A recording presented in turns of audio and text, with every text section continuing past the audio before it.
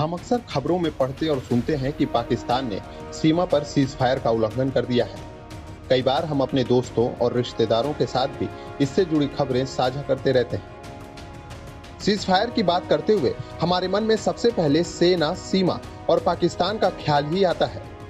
लेकिन क्या आपको पता है कि सीज फायर क्या होता है?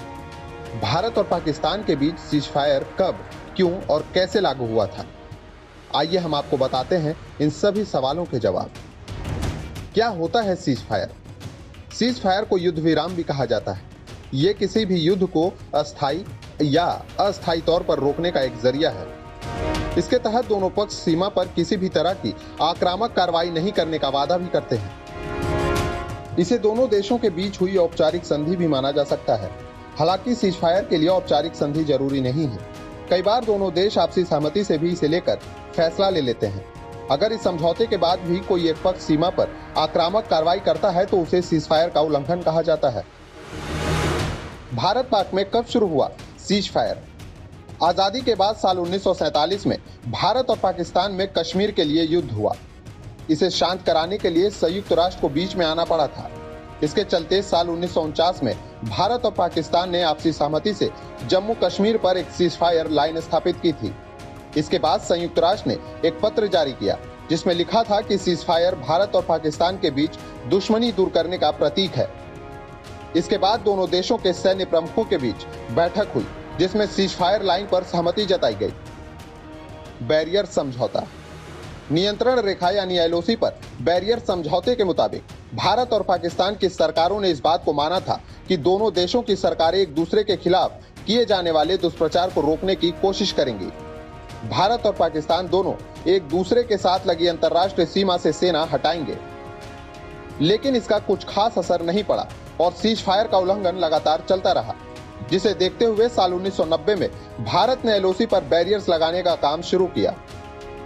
हालांकि इस दौरान भी कई रुकावटें आई, लेकिन लगातार हो रहे सीज फायर उल्लंघन का नतीजा ये हुआ कि साल 1999 में एक बार फिर दोनों देश युद्ध के लिए आमने सामने आ गए। इस युद्ध के बाद साल 2004 तक बैरियर्स का काम पूरा हुआ। इसके साथ ही कश्मीर घाटी और जम्मू क्षेत्र में एलओसी की फेसिंग यानी कटीले तार लगाने का काम भी पूरा हुआ। पाकिस्तान एलओसी पर बैरियर्स लगाए जाने को लेकर काफी नाराज था। उसका मानना था कि भारत ऐसे द्विपक्षीय संबंधों को बिगाड़ने के लिए कर रहा है। 2003 सीज फायर समझौता। नवंबर 2003 में भारत के विदेश मंत्रालय ने भारत और पाकिस्तान के बीच आधिकारिक सीज फायर का ऐलान किया था। तत्कालीन प्रधानमंत्री अटल बिहारी वाजपेयी की पहल के बाद भारत और पाकिस्तान के बीच 25 नवंबर 2003 को सीज फायर लागू हुआ था। भारतीय विदेश मंत्रालय ने बयान जारी किया कि सीज फायर पर चली एक हफ्ते की बैठक के बाद अंतिम रूप दे दिया गया है। इस बैठक में भारत और पाकिस्तान के सेना के वरिष्ठ अधिकारी भी मौजूद थे। विदेश मंत्रालय के अनुसार 450 मील लंबी एलओसी, अंतर्राष्ट्रीय सीमा और सियाचिन ग्लेशियर पर भी सीज फायर समझौता लागू हुआ। दोनों देशों के बीच लागू हुए सीज फायर का मकसद एलओसी पर 90 के दशक से जारी गोलीबारी को बंद करना था। उस समय भारत के प्रधानमंत्री अटल बिहारी वाजपेयी थे और पाकिस्तान में परवेज मुशर्रफ का सैन्य शासन था।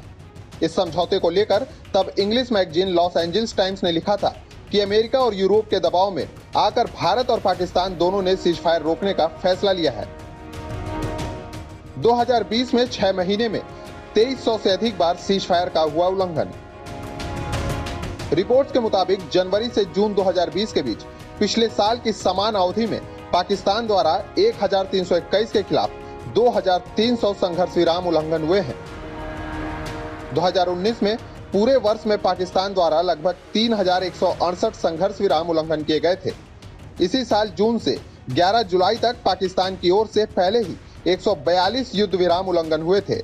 मार्च में दोनों देशों के बीच क्रॉस फायरिंग की 411 घटनाएं हुई हैं। मार्च में दोनों देशों के बीच क्रॉस फायरिंग की 411 घटनाएं हुई।